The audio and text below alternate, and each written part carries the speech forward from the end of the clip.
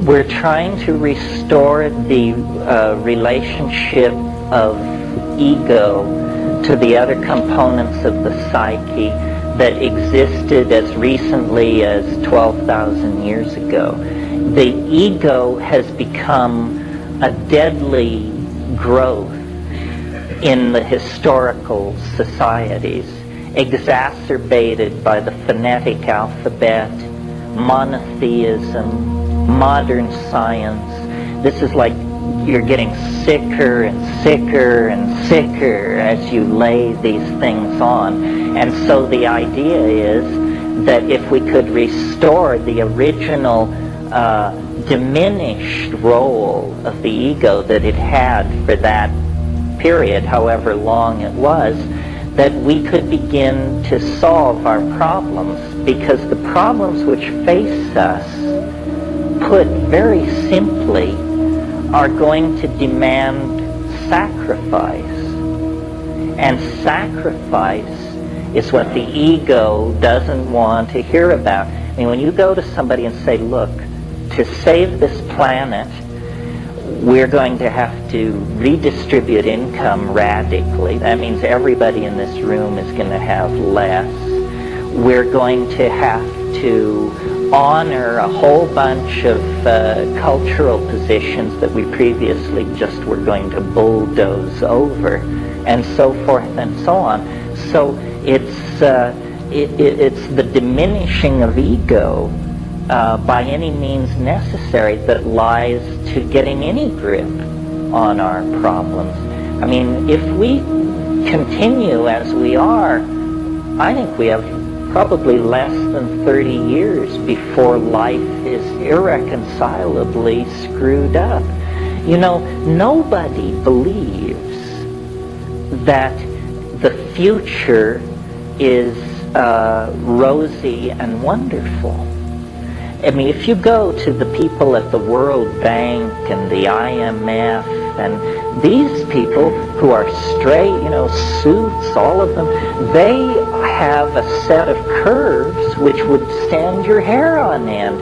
When they propagate the curve of population, the curve of toxification of the environment, the curve related to the ozone hole disappearing, you see, you know, it's finished in sometime in the next 50 years. They don't talk about this because they don't want to panic the vast numbers of people who just go to work and raise their kids and pray somebody smarter is doing something about all this. But they don't believe there is any kind of normal future. And I don't either.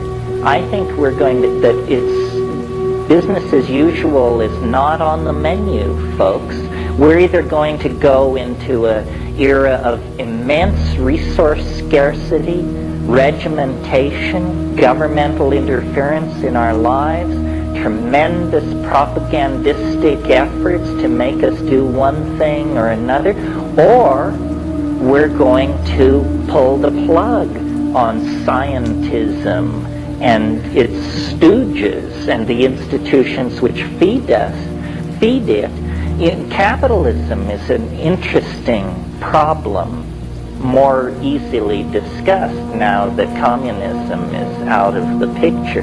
Capitalism is as anti-human a philosophy as you can possibly conceive, because at this very moment we should be consuming less, manufacturing less, selling less, transporting less. And what's the battle cry?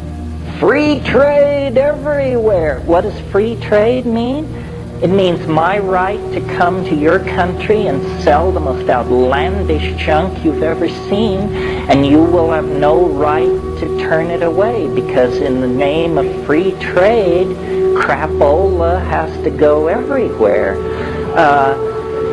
It's really, see, they try to tell you that capitalism and democracy are not at variance.